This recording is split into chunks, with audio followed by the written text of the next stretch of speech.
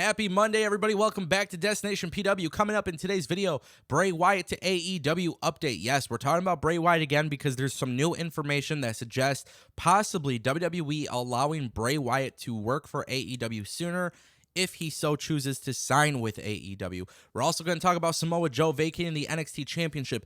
Is this real life? Is this storyline? What's really happening with Samoa Joe? And on top of that, we're going to talk about WWE revealing new championship belts for NXT as part of the major rebrand. Also, ROH Death Before Dishonor was yesterday. Pretty cool pay-per-view. I never talk about ROH on this channel, but I figured I would like to talk about it because they did some good things. Most importantly, former WWE NXT Superstars debuted, and we also know that Cassius Ohno, a.k.a. Chris Hero, was working backstage. So ultimately, let's talk a little bit about ROH. A lot of cool stuff, guys. ROH. Let's talk about it. So here's the thing. With Death Before Dishonor, it was a decent pay-per-view. It wasn't the greatest. It wasn't the worst. Production was a lot better than an Impact pay-per-view, but I feel like the Impact storylines are better than ROH. Nonetheless, I was really happy to see former WWE talent actually show up on ROH. So we got Jake Atlas, Alex Zane, who is also known for his work in GCW, Taylor Rust.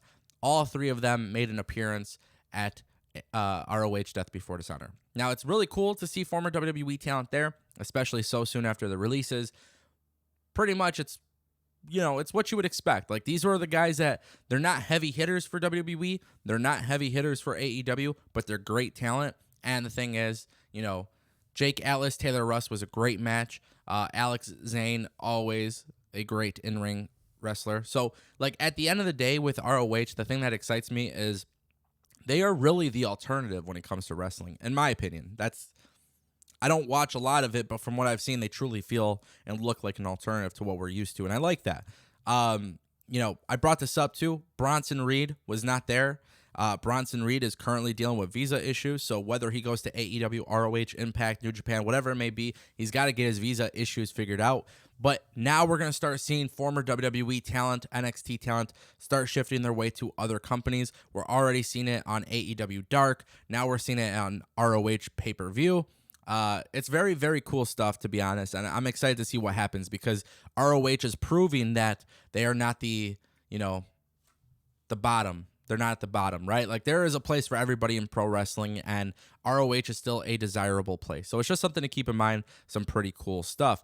Speaking of ROH, no fans in attendance going forward due to the rising cases of COVID-19. So I want to talk about this because what does this mean for WWE and AEW? Quite honestly, I don't think it's going to mean anything, but you just never know. With ROH being the first company to go back to no fans, it's being expected that they are going to be without fans for a while. And they are going to go back to taping television without fans in attendance up until December, in which Final Battle takes place. When Final Battle takes place, it's being said that they may or may not do a crowd. So there's not even official confirmation there. But for those who are trying to get into ROH like me, it's really difficult to do so when there's no fans in attendance. Plus, the combination of their TV deal being really chaotic and stuff, it just sucks. But nonetheless, I was really impressed with what I saw at Death Before Dishonor. I want to watch more, but I do want to see fans in attendance, and I know it's difficult. Thought the pandemic would be over by now, and it's confusing. It sucks. It's annoying. But I want to talk about it because whether or not AEW or WWE follow suit, that's going to be the real question. And I do think at some point we're going to see limited capacity. Maybe not completely without fans in attendance, but I can see them going to a limited capacity. And I think right now would have been the best time for WWE and AEW to just settle down in one venue, and that's it. Fans with it, in attendance. I love that AEW is doing Dark from Universal. WWE can do something with fans in attendance at the Performance Center full sale, but they choose not to. But nonetheless, no big deal. No fans going forward, and we'll see what that leads to. Samoa Joe has decided to vacate the NXT Championship due to injury. Either this guy has some really bad luck, or this is storyline. And to be honest with you, I hate the fact that we're even questioning whether it's storyline, but we have to be transparent here. And I don't feel like we're always getting transparency from WWE. And I think this is all largely due to the fact that, coincidentally, this is all happening right as NXT 2.0 launches. Now, it is being said that WWE has major plans to shift the focus of NXT. And to be honest with you, with a guy like Samoa Joe dropping the belt, it's very clear to me, in my mind, that they have no idea what they're really doing. Samoa Joe is the perfect guy to lead in a new era for NXT. If he's actually injured, okay, this makes sense, but it's just too much of a coincidence. And I think if we're being fair, we have to be fair here. Samoa Joe deserves way more than being NXT champion. And I think if Samoa Joe is truly not injured, I don't want to see NXT and Samoa Joe together anymore. Like, if he is legitimately not injured, WWE put Samoa Joe in the bloodline, put him in SmackDown, put him on Raw, actually do something with him, and don't waste his time on NXT. Because here's the thing, if NXT, has Samoa Joe vacate the championship and then Johnny Gargano and Ciampa are the new champion, like, that's not really ushering in a new era for NXT. It doesn't get me excited about NXT. And that's the way I'm looking at it right now. So I'm hoping WWE and I'm hoping NXT does something different because Samoa Joe is legitimately injured and they use this opportunity to put somebody else over. Now, with that being said, WWE also has plans to reveal new championship belts. At what stage of the game will they do this? I don't know, but I think it's a good idea. If you're really going to go forward with this new brand, obviously the logo has changed, the new presentation, everything about it is supposed to be brand new. You're trying to bring a fresh feel to the show. It makes sense revealing new championship belts. And if I am WWE, that's exactly what I would do. Now, it's being said that they have plans to do so.